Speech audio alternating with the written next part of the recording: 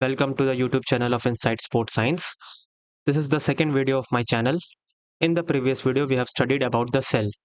So now, in this video, we are going to study about the tissue. Of course, this video is going to be very helpful for your exams like BPED, NVS, KVS, IEEE and COT examinations, right? This is quite a large concept, so covering the entire concept on a single video is not possible. So you will see the lectures in parts, first part, second part, and might be third part. I could make 2 to 3 videos of this topic, right? Okay, so let's start the lecture. What is tissue? Tissue is a group of cells that have similar structure and that of the function together as a unit. इसका मतलब ये होता है कि when a lot of cells when they joins together, this I have taught you in the earlier class, that is when a lot of cells when they joins together they form a tissue. अब question ये आता है कि ये इतने सारे जो sales हैं ये एक साथ क्लस्टर क्यों बनाते हैं, ये एक साथ ज्वाइन क्यों होते हैं? इसका रीजन ये है क्योंकि इनको एक फंक्शन परफॉर्म करना होता है। और ये फंक्शन क्या होता है? ये अलग अलग टिश्यू का अलग अलग फंक्शन होता है। हमारे बॉडी में कई सारे टिश्यूज होते हैं जो हम पढ़ने वाले हैं, टाइप्स ऑफ टिश्यू हम आगे अभी जस्ट आगे नेक्स्ट स्लाइड में हम पढ़ने वाले हैं कि कितने टाइप के टिश्यूज होते हैं। हर टिश्यू का अपना अलग फंक्शन होता है, तो उस फंक्शन को एक सिंगल सेल परफॉर्म नहीं कर पाता, उसके लिए एक सेल को एक टीम की जरूरत होती है। तो अब हम ऐसे भी समझ सकते हैं कि सेल्स जब अपनी टीम बना लेते हैं किसी भी फंक्शन को परफॉर्म करने के लिए तो वो टिश्यू कहलाता है। और जब सेल अपनी एक टीम बना लेता है तो वो उस फंक्शन को परफॉर्म करने के लिए रेडी हो जाता है। तो जब सेल अपनी टीम बना लेता है तो उस टीम को हम बोलते हैं टिश्यू। जैसे कि आप सभी फिजिकल एजुकेशन स्टूडेंट हैं, स्पोर्ट्स के स्टूडेंट हैं, तो चैंपियनशिप्स आप अकेले तो जीत नहीं सकते। आपको क्या जरूरत पड़ती है उसके लिए आपको टीम की जरूरत होती है। फुटबॉल टीम, बास्केटबॉल टीम, तो उस टीम में आपको कई सारे प्लेयर होते हैं।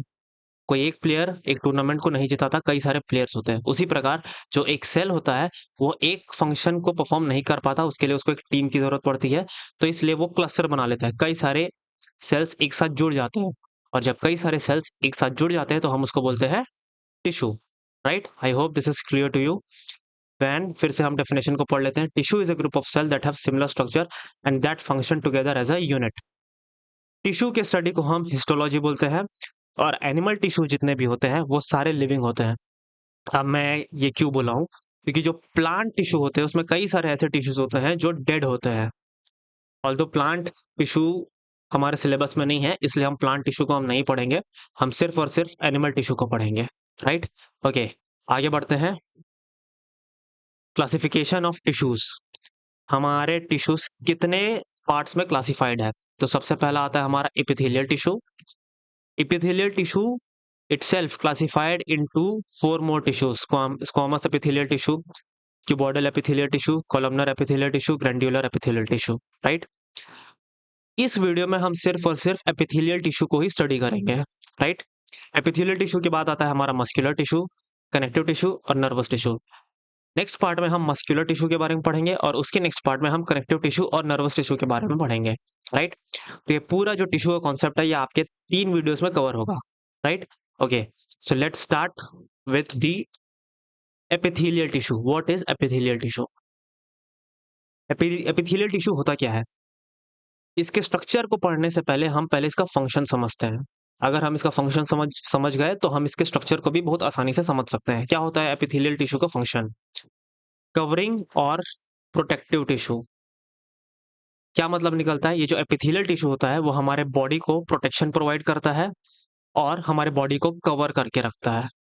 प्रोटेक्शन किससे प्रोवाइड करता है? ये प्रोटेक्शन प्रोवाइड करता है हमको जो फॉरेन पार्टिकल्स होते हैं, जो फॉरेन पैथोजेंस होते हैं, बैक्टीरिया होते हैं, प्रोटिस्टा होते हैं, फंगाई होते हैं, ये हमको उससे प्रोटेक्ट करता है। अब हम इसका स्ट्रक्चर समझते हैं। हम पहले फंक्शन देख लिए कि ये कवरिंग प्रोवाइड करता है, कैसे? ये प्रोटेक्टिव टिश्यू होता है। अब अगर हमने अभी पढ़ा कि टिश्यू क्या होता है? टिश्यू एक ग्रुप ऑफ सेल्स होता है, मतलब कई सारे सेल्स एक साथ जब जुड़ जाते हैं तो टिश्यू बना लेते हैं। और एपिथेलियल टिश्यू का फंक्शन ये होता है कि हमको प्रोटेक्शन प्रोवाइड करता है, राइट? किससे प्रोटेक्शन प्रोवाइड करता है? फॉरेन पार्टिकल से। अगर ये जो एपिथेलियल टिश्यू है, ये जो सेल्स हैं, अगर ये सेल्स लूजली पैक्ड है, इसका मतलब अगर इन सेल्स के बीच में अगर कई सारे स्पेस मौजूद हैं, जैसे कि मैं यहाँ पे ड्रॉ कर रहा हूँ, अगर इन सेल्स के बीच में इतने सारे स्पेस अगर मौजूद होंगे तो क्या ये हमको प्रोटेक्शन दे पाएगा? Of course not. अगर इतने सारे स्पेस अगर इसमें प्रेजेंट होंगे तो कोई भी पैथोजन इजीली इसको पास करके हमारे बॉडी के अंदर घुस जाएगा, राइट? तो इसीलिए कोई भी पैथोजन, कोई भी फॉरेन पार्टिकल्स हमारे बॉडी में एंटर ना कर पाए, इसीलिए एपिथेलियल टिश्यू बहुत टाइटली पैक्ड होते हैं। इंटरसेलुलर स्पेस इसमें होता ही नहीं है। इसी वजह से एपिथेलियल टिश्यू हमको प्रोटेक्शन दे पाते हैं। इंटरसेलुलर स्पेसिस में होता नहीं है, इसी वजह से टाइटली पैक्ड होते हैं और इसी वजह से ये हमको प्रोटेक्शन दे पाते हैं। तो यही हुआ हमारा स्ट्रक्चर। क्या हुआ? ये टाइटली पैक्ड होते हैं। Cell forms a continuous sheet, जैसे कि आपको इसमें नजर आ रहा है, और इसमें कोई इंटरसेलुलर स्पेस नहीं होता है। आया बात समझ में? तो आई होप ये आपको क्लियर होगा कि एपिथेलियल टिश्यू का फंक्शन क्या होता है और एपिथेलियल टिश्यू का स्ट्रक्चर क्या होता है। फंक्शन क्या होता है एपिथेलियल टिश्यू का? कवरिंग प्रोटेक्टिव टिश्यू होता है। ये हमको क्या करते हैं? ये हमको प्रोटेक्शन प्रोवाइड करते हैं। और ये प्रोटेक्शन कैसे प्रोवाइड करते हैं? इनके सेल्स के बीच में कोई भी इंटरसेलुलर स्पेस नहीं होता है। अब अगर इंटरसेलुलर स्पेस है नहीं तो इसका मतलब ये क्या हुआ? ये टाइटली पैक्ड हुआ है। क्या बात समझ में? दूसरा, और भी कई सारे फंक्शंस होते हैं एपिथेलियल टिश्यू के। Absorption, secretion, sensation, protection. Absorption और सिक्रेशन ये कैसे करता है, ये हम आगे आने वाले लेक्चर में, आगे आने वाले टॉपिक में हम पढ़ने वाले हैं इसी वीडियो में।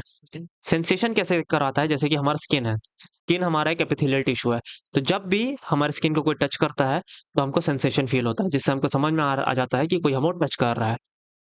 कभी भी बर्न होता है तो तुरंत हमारे स्किन को समझ में आ जाता है कि हमारा स्किन जल रहा है। प्रोटेक्शन आफ्टर ऑल ये हमको प्रोवाइड करता ही है। एपिथेलियल टिश्यू की एक अलग पहचान होती है, वो ये होती है कि एपिथेलियल टिश्यू बेसमेंट मेम्ब्रेन से जुड़ा हुआ होता है। ये बेसमेंट मेम्ब्रेन, जो एपिथेलियल टिश्यू का जो निचला हिस्सा होता है वो बेसमेंट मेम्ब्रेन से जुड़ा हुआ रहता है, और जो ऊपर वाला हिस्सा होता है ये फ्री होता है, राइट? ओके। एपिथेलियल टिश्यू के भी कई सारे टाइप्स होते हैं, वो हम अभी पढ़ने वाले हैं। आगे बढ़ते हैं। सबसे पहला टाइप है एपिथेलियल टिश्यू का, वो है स्क्वामस एपिथेलियल टिश्यू।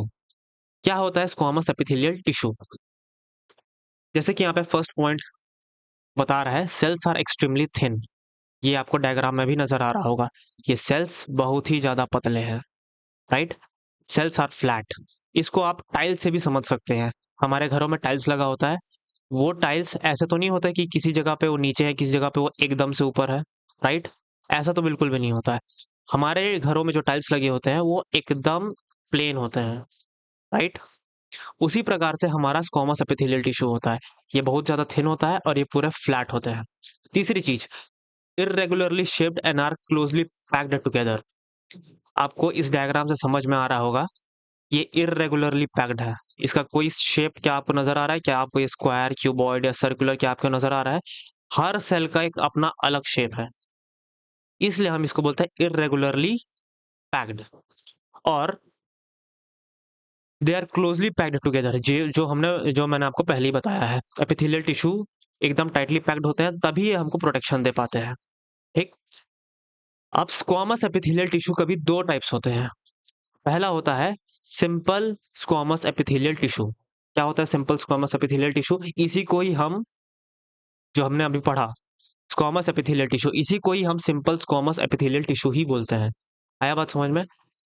क्या होता है ये थिन होता है, इरेगुलरली पैक्ड होता है, क्लोजली पैक्ड होता है, और ये एक्सट्रीमली थिन होता है, और ये हमको प्रोटेक्शन प्रोवाइड करता है। बात यह है कि अब ये पाया कहाँ-कहाँ पे जाता है? ये हमारे माउथ में पाया जाता है, ये हमारे ईसोफेगस में पाया जाता है, ये हमारे एल्वियोलाई में पाया जाता है, और ये हमारे बोवमेंस कैप्सूल ऑफ किडनी में पाया जाता है। अब बात ये है, जो हमको समझनी है, कि ये सिंपल स्क्वामस एपिथेलियल टिश्यू ये इतने पतले क्यों होते हैं? आफ्टर ऑल इनको तो हमको प्रोटेक्शन प्रोवाइड करना है।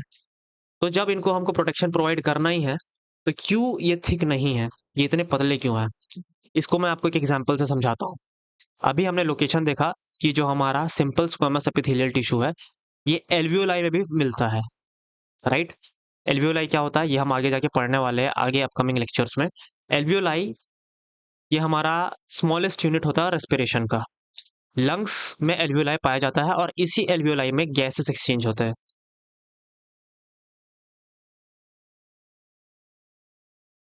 एक्सचेंज ऑफ गैसेस,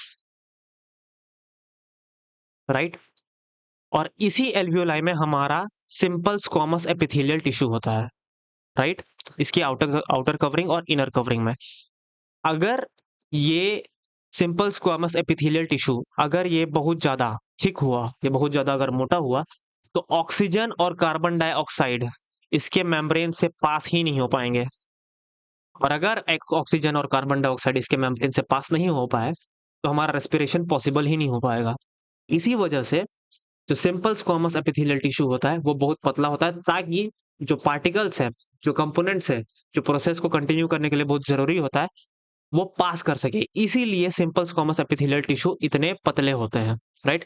एल्वियोलाई हो गया, ईसोफेगस हो गया, माउथ हो गया, हमारा बोमेंस कैप्सूल हो गया, किडनी में, किडनी में कई सारे हमारे आयंस होते हैं, कई सारे हमारे और कंपोनेंट्स होते हैं, वाटर होते हैं, उसको मेम्ब्रेन से पास होना पड़ता है। अगर वहां पे सिंपल स्क्वामस एपिथेलियल टिश्यू अगर ये बहुत ज्यादा थिक हो गया, तो हमारा वाटर हो गया, आयंस हो गया, ये पास ही नहीं हो पाएगा, जिस वजह से हमारा जो फिल्ट्रेशन होता है हमारे ब्लड का वो पॉसिबल नहीं हो पाएगा। इसलिए सिंपल स्क्वामस एपिथेलियल टिश्यू काफी पतले होते हैं, राइट। क्या ऐसे भी कुछ एपिथेलियल टिश्यू होते हैं जो बहुत मोटे होते हैं? यस, ये हम आगे पढ़ने वाले हैं।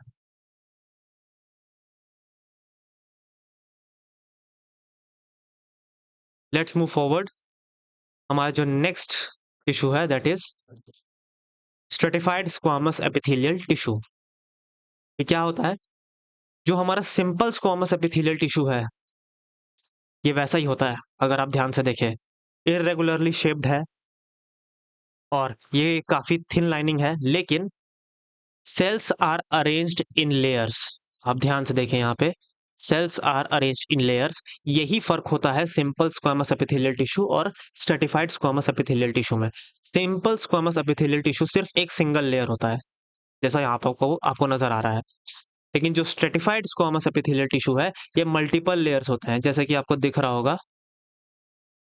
ये हो गया आपका पहला लेयर, ये हो गया आपका दूसरा लेयर, ये हो गया आपका तीसरा लेयर। ऐसे कई सारे लेयर्स होते हैं, तब जाके ये लेयर इतना मोटा बन पाया है, राइट। आया बात समझ में? अब ये इतना मोटा ये लेयर है, तो ये पाया कहाँ पे जाता होगा? अगर आप जरा सा भी ध्यान लगाए तो ये हमारे स्किन में पाया जाता है।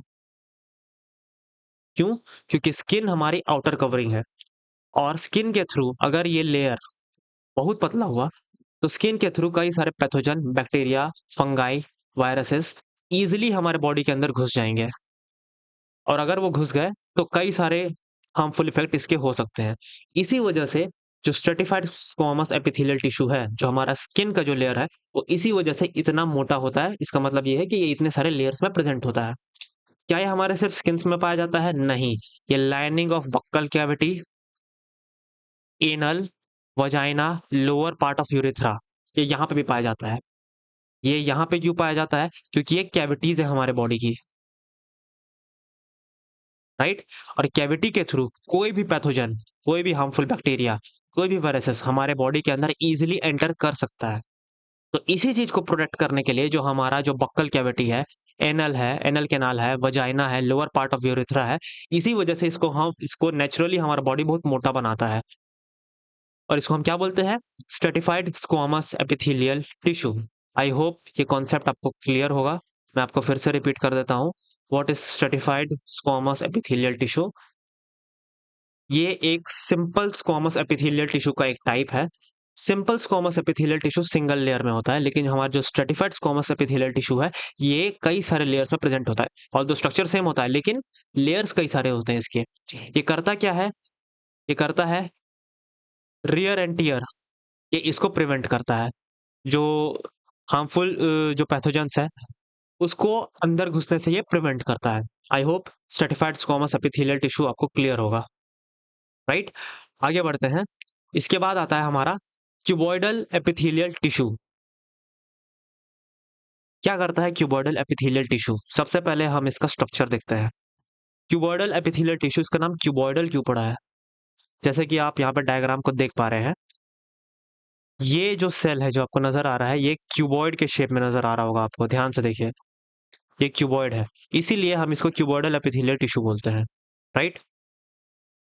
ये सेल्स क्यूबॉइड के शेप में होते हैं और ये कई ज़्यादा टॉल होते हैं। ये आपको टॉल भी नज़र आ रहे होंगे। ये जितने टॉल होते हैं, ये उतने ही ज़्यादा ये वाइड भी होते हैं। ये आपको इनका बेस भी बहुत चौड़ा नज़र आ रहा होगा और इसको और अगर आप देखें, तो इनका लेंथ भी आपको बहुत ज़्यादा नज़र आ रहा होगा, राइट? इसीलिए हम इसको क्यूबॉइडल एपिथेलियल टिश्यू बोलते हैं, राइट? अब ये कहाँ-कहाँ पाए जाते हैं? इसको समझने से पहले हम पहले ये समझते हैं कि इनका फंक्शंस क्या-क्या होता है। क्यूबॉइडल एपिथेलियल टिश्यू ये एक मास्टर टिश्यू होता है। क्यों मास्टर टिश्यू होता है? क्योंकि ये कई सारे फंक्शंस परफॉर्म करता है। जैसे कि पहला फंक्शन सिक्रेशन। क्या सिक्रेट करता है क्यूबॉइडल एपिथेलियल टिश्यू? ये सिक्रेट करता है हार्मोन्स, एंजाइम्स और म्यूकस। हार्मोन्स हार्मोन्स मैसेंजर्स होते हैं हमारे बॉडी में, राइट? जो कई सारे जो ऑर्डर्स देते हैं बाकी बॉडी ग्लैंड्स को अपना-अपना वर्क परफॉर्म करने के लिए। तो अगर आप ध्यान दें तो थायरॉइड ग्लैंड ये एक हार्मोन रिलीज करता है जिसको हम बोलते हैं थायरोक्सिन। इसी वजह से जो हमारा क्यूबॉइडल एपिथेलियल टिश्यू है, ये कहाँ पाया जाता है? ये थायरॉइड ग्लैंड में पाया जाता है। दूसरी बात, हमारा जो एपिथेलियल टिश्यू है, ये एंजाइम्स भी रिलीज़ करता है। एंजाइम्स किसमें काम आते हैं? एंजाइम्स मेनली डाइजेशन में काम आते हैं, राइट?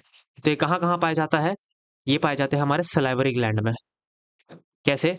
सलाइवरी ग्लैंड जो होता है, वो एक एंजाइम रिलीज़ करता है जिसको हम बोलते हैं टाइलिन, जो स्टार्च के डाइजेशन में हेल्प करता है, जो हम आने वाले वीडियोज़ में पढ़ेंगे, राइट? तो इसी वजह से हमारा जो क्यूबॉइडल एपिथेलियल टिश्यू है, वो एंजाइम रिलीज़ करता है और इसी वजह से ये पाया जाता है हमारे सलाइवरी ग्लैंड में। पैनक्रियाटिक ग्लैंड में भी हमारा क्यूबॉइडल एपिथेलियल टिश्यू पाया जाता है और बाइल डक्ट्स में भी पाया जाता है। ये सारे ग्लैंड डाइजेशन में हेल्प करते हैं। कैसे? एंजाइम्स रिलीज़ करते करके और एंजाइम्स रिलीज़ कौन करता है? Cuboidal epithelial tissue. Mucus, mucus भी एक बहुत इंपॉर्टेंट रोल प्ले करता है हमारे डाइजेशन में, राइट? दूसरी बात, ये एक और कौन-सा फंक्शन परफॉर्म करता है? ये एब्ज़ॉर्प्शन परफॉर्म करता है। अब एब्ज़ॉर्प्शन परफॉर्म करता है इसका मतलब ये किस चीज़ को एब्ज़ॉर्ब करता है? ये वाटर्स और आयन्स को एब्ज़ॉर्ब करता है। कैसे करता है? कहाँ करता है? I will tell you. ये एब्ज़ॉर्प्शन परफॉर्म करता है किडनी ट्यूब्यूल्स में। किडनी हमारी करती क्या है? ये जितने भी वेस्ट प्रोडक्ट होते हैं हमारे ब्लड में जितने भी वेस्ट प्रोडक्ट होते हैं, जो डीऑक्सीजनेटेड ब्लड होता है, उससे जो वाटर है वो एब्ज़ॉर्ब कर लेती है। वाटर के साथ-साथ और क्या एब्ज़ॉर्ब करती है? ये आयन्स भी एब्ज़ॉर्ब करती है। इसी वजह से जो हमारा किडनी ट्यूब्यूल्स होता है, वहाँ पे क्यूबॉइडल एपिथेलियल टिश्यू भी प्रेज़ेंट होते हैं, क्योंकि यही क्यूबॉइडल एपिथेलियल टिश्यू हमारे ब्लड से वाटर और आयन्स को एब्ज़ॉर्ब कर लेता है। तीसरी चीज़, ये प्रोटेक्शन भी प्रोवाइड करता है। कहाँ प्रोटेक्शन प्रोवाइड करता है? ये जितने भी किडनी ट्यूब्यूल्स, थायरॉइड ग्लैंड और ग्लैंड्यूलर डक्ट्स जैसे कि सलाइवरी ग्लैंड, पैनक्रियाटिक ग्लैंड और बाइल डक्ट्स, यहाँ पे भी ये प्रोटेक्शन प्रोवाइड करता है। तीसरी चीज़, ये गैमीट्स फॉर्मेशन में भी बहुत हेल्प करता है। गैमीट फॉर्मेशन में कैसे हेल्प करता है ये? गैमीट्स होते क्या हैं? सबसे पहले आपको ये समझना होगा। क्या होते हैं गैमीट्स? गैमीट्स होते हैं हमारे रिप्रोडक्टिव सेल्स, जिसमें आता है हमारा स्पर्म और एग, राइट? ये जो क्यूबॉइडल एपिथेलियल टिश्यू है, ये गैमीट्स फॉर्मेशन में भी हेल्प करता है। कैसे हेल्प करता है? ये क्यूबॉइडल एपिथेलियल टिश्यू हमारे जो ओवरीज़ और टेस्टिस हैं, इनके डक्ट्स में भी प्रेज़ेंट होता है और इसी वजह से cuboidal epithelial tissue formation of gametes यानी कि फॉर्मेशन ऑफ स्पर्म और फॉर्मेशन ऑफ एग, इन दोनों चीज़ में काफ़ी हेल्प करता है। सो आई होप ये आपको क्लियर होगा क्यूबॉइडल एपिथेलियल टिश्यू। मैं एक बार फिर से बता देता हूँ क्यूबॉइडल एपिथेलियल टिश्यू होता क्या है? क्यूबॉइडल एपिथेलियल टिश्यू इसका नाम इसलिए पड़ा है क्योंकि इसका जो शेप है ये क्यूबॉइड शेप का होता है। ये आपको यहाँ पे नज़र आ रहा होगा। ये क्यूबॉइड शेप में होता है और इसके फंक्शन क्या-क्या होते हैं? इसका फंक्शन होता है सिक्रेशन, क्या सिक्रेट करता है? ये हार्मोन सिक्रेट सिक्रेट करता है, एंजाइम सिक्रेट करता है और ये क्या सिक्रेट करता है? म्यूकस। दूसरी चीज़, ये एब्ज़ॉर्प्शन परफ़ॉर्म करता है। क्या एब्ज़ॉर्ब करता है ये? ये वाटर एब्ज़ॉर्ब करता है और ये आयन्स को एब्ज़ॉर्ब करता है। कहाँ से? किडनी से, राइट? किडनी में प्रेज़ेंट होता है और ये हमारे ब्लड में जो वाटर होता है और हमारे जो ब्लड में जो आयन्स होता है, ये उन दोनों चीज़ को एब्ज़ॉर्ब करता है। ये प्रोटेक्शन प्रोवाइड करता है और एक गैमीट फ़ॉर्मेशन में भी ये हमारी मदद करता है। कैसे मदद करता है? ये डक्ट्स डक्ट्स ऑफ ओवरीज़ और टेस्टिस, ये दोनों में प्रेज़ेंट होता है जो फैसिलिटेट करता है आपके गैमेट फ़ॉर्मेशन। गैमेट फ़ॉर्मेशन मतलब आपके स्पर्म्स और एग्स, राइट? आई होप आपको क्यूबॉइडल एपिथेलियल टिश्यू क्लियर होगा। आगे बढ़ते हैं। आगे हमारा नेक्स्ट टिश्यू है हमारा कॉलमनर एपिथेलियल टिश्यू। सबसे पहली बात, हम नाम से ही ये हमको ये पता चल रहा है कि कॉलमनर एपिथेलियल टिश्यूज का नाम क्यों पड़ा है, क्योंकि ये काफी टॉल होते हैं। ये आपको नजर आ रहा होगा यहाँ से, ये जो टिश्यू है, ये जो सेल्स है, ये कितने टॉल है। टॉल होने के साथ साथ इनका जो बेस है ये बहुत नैरो है, ये वाइड नहीं है। ये टॉल ज्यादा है लेकिन इनका जो बेस है ये उतना वाइड नहीं है। इसी वजह से ये कॉलम्स की तरह नजर आते हैं, राइट। इनका लोकेशन कहाँ कहाँ पे होता है? लोकेशन को समझने से पहले हम इसका फंक्शन देखते हैं, क्योंकि फंक्शन अगर हमको पता चल गया तो लोकेशन को गेस कर पाना काफी इजी हो जाता है, राइट। हम इसके फंक्शंस देखते हैं, क्या क्या है इसके फंक्शंस। इसका फंक्शन है absorption, secretion and protection, right. Absorption, secretion और प्रोटेक्शन, ये तीनों जो है ये एपिथेलियल टिश्यू के तो फंक्शन होते ही हैं, लेकिन हर एपिथेलियल टिश्यू का एक खास फंक्शन होता है। कोई एपिथेलियल टिश्यू माहिर होता है एब्जॉर्प्शन करने में, कोई एपिथेलियल टिश्यू माहिर होता है सिक्रेशन करने में, और कोई एपिथेलियल टिश्यू माहिर होता है आपका प्रोटेक्शन करने में। जैसे कि हमारा जो हमने पढ़ा था अभी, स्ट्रेटिफाइड स्क्वामस एपिथेलियल टिश्यू, जो स्ट्रेटिफाइड स्क्वामस एपिथेलियल टिश्यू था वो प्रोटेक्शन करने में माहिर था। क्यों? क्योंकि इसका जो लेयर है वो बहुत ही ज्यादा मोटा होता है। ये जो हमारा कॉलमनर एपिथेलियल टिश्यू है ये हमारा माहिर है एब्जॉर्प्शन करने में, राइट। अब कैसे माहिर होता है एब्जॉर्प्शन करने में, ये अभी हम देखते हैं।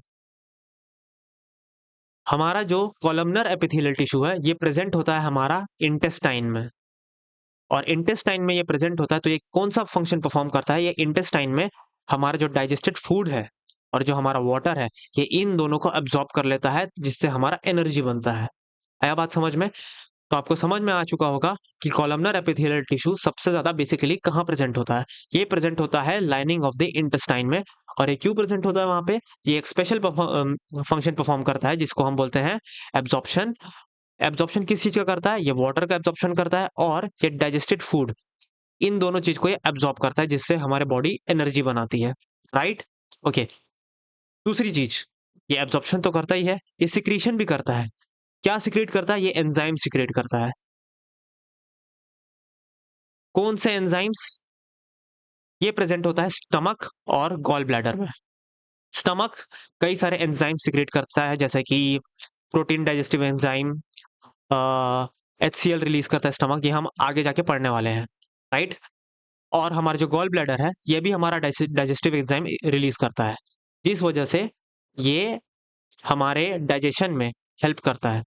तो मैं फिर से रिपीट कर देता हूँ, हमारा कॉलमनर एपिथेलियल टिश्यू क्या होता है। कॉलमनर एपिथेलियल टिश्यू एक टिश्यू होता है जिसकी लेंथ बहुत ज्यादा होती है, लेकिन उसका जो बेस होता है वो काफी नैरो होता है।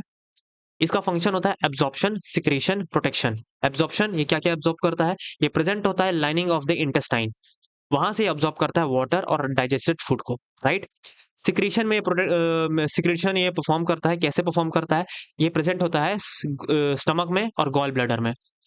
गॉल ब्लैडर और स्टमक में प्रेजेंट होता है तो ये करता क्या है? ये सिक्रीट करता है एंजाइम्स जो डाइजेशन में हेल्प करते हैं। आया बात समझ में?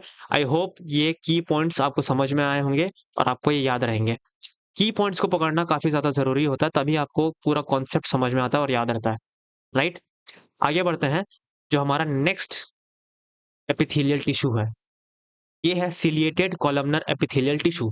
इससे पहले हमने पढ़ा है कॉलमनर एपिथेलियल टिश्यू, अभी हम पढ़ने वाले हैं सिलिएटेड कॉलमनर एपिथेलियल टिश्यू। ये कॉलमनर एपिथेलियल टिश्यू का ही एक टाइप है, राइट। अब इसको हम सिलिएटेड क्यों बोलते हैं? ये है आपका बेसमेंट मेम्ब्रेन। इस बेसमेंट मेम्ब्रेन के ऊपर आपका बना हुआ है कॉलमनर एपिथेलियल टिश्यू। ये आपको नजर आ रहा होगा, ये कॉलमनर एपिथेलियल टिश्यू ही है, राइट। और इस कॉलमनर एपिथेलियल टिश्यू के ऊपर आपको ये कई सारे, ये आपको सीलिया नजर आ रहे होंगे, इसको हम बोलते हैं सीलिया, राइट। ये सीलिया करते क्या है? ये सीलिया एक हेयर लाइक प्रोजेक्शन होते हैं, hair like projection.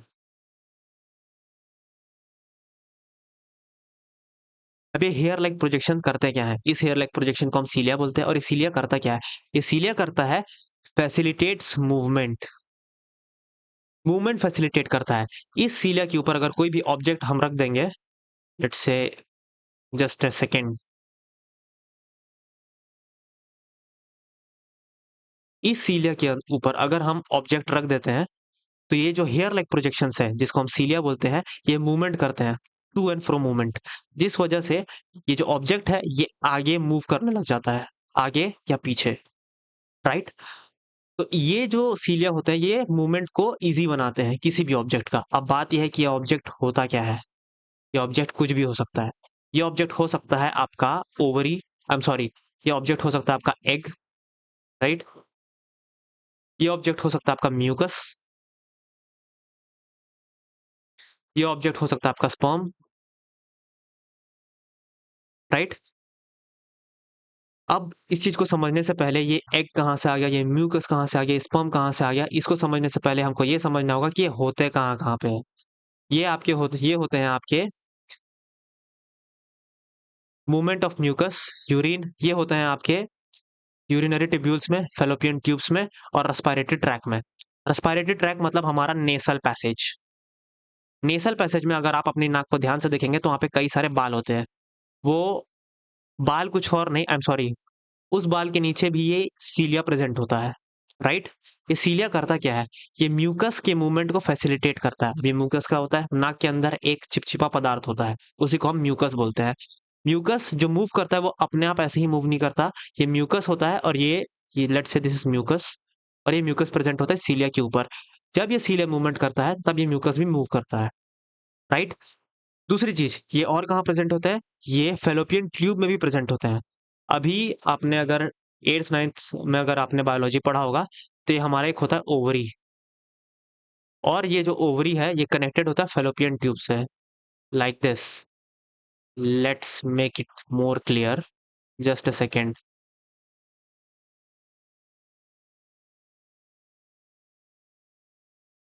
This is ovary, this is ovary, और ये ओवरी जुड़ा होता है ओविडक्ट से, लाइक दिस।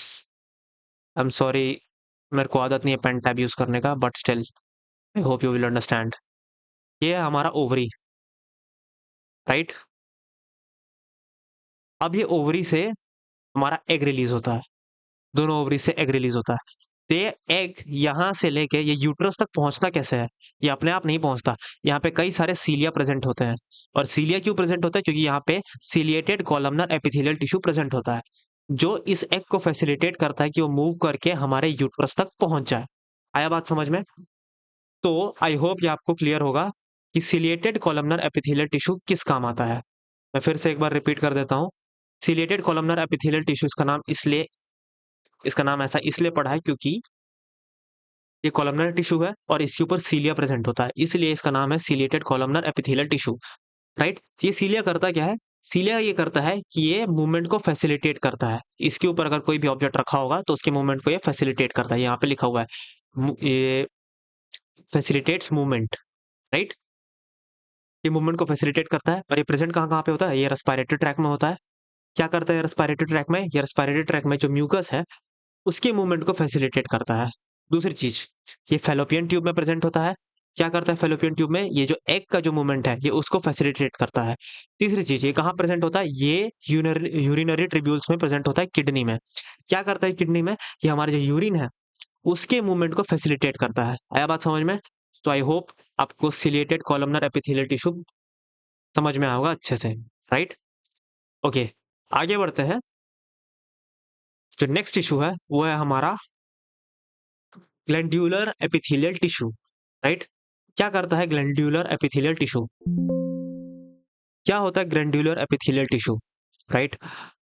ये होता है एक एपिथेलियल टिश्यू का एक पार्ट है, जो हमने जो एपिथेलियल टिश्यू पढ़ा है कॉलमनर एपिथेलियल टिश्यू के, उसी का एक पार्ट है, राइट। लेकिन क्या बनाता है इसको कॉलमनर एपिथेलियल टिश्यू से अलग, इसके पास एक स्पेशलाइज्ड सेल होते हैं जो सिर्फ सिक्रीट करता है chemicals, right. epithelium consists of columnar cells of modified to secrete chemicals. इसके पास कुछ स्पेशल सेल्स होते हैं जो एक्सपर्ट होते हैं केमिकल्स को सिक्रेट करने के लिए, जैसे कि आपको ये डायग्राम में नजर आ रहा होगा, ये एक कॉलमनर एपिथेलियल सेल है, राइट। इसके बॉटम में आपको एक सेल नजर आ रहा होगा जिसको हम बोलते हैं सिक्रेटरी यूनिट्स। इन सेल्स का काम होता है सिर्फ और सिर्फ एंजाइम्स और हार्मोन्स को सिक्रेट करना। ये जो ग्लैंड्यूलर एपिथेलियल टिश्यू है ये एक्सपर्ट होते हैं सिक्रेट्स करने में। क्या सिक्रेट्स करने में, एंजाइम्स एंड हार्मोन्स। इसी वजह से ये प्रेजेंट होते हैं गैस्ट्रिक ग्लैंड्स में, पैनक्रियाटिक लोब्यूल्स में और इंटेस्टिनियल ग्लैंड्स में। ये यहाँ पे प्रेजेंट होते हैं और ये करते क्या है, ये एंजाइम्स और जो हार्मोन्स है उनको रिलीज करते हैं। जो सेल्स होते हैं जो एक्सपर्ट होते हैं इन सारे केमिकल्स को रिलीज करने के लिए, इन सेल्स को हम बोलते हैं goblet cells.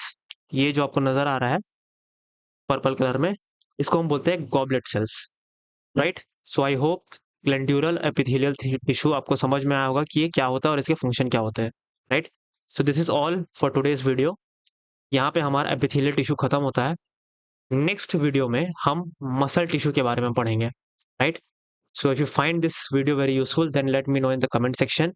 If you have any doubt, then you can please ask your doubt on the comment section. And if you have any suggestion, then please let me know in the comment section, right? Okay, that's all for today's video. Bye bye.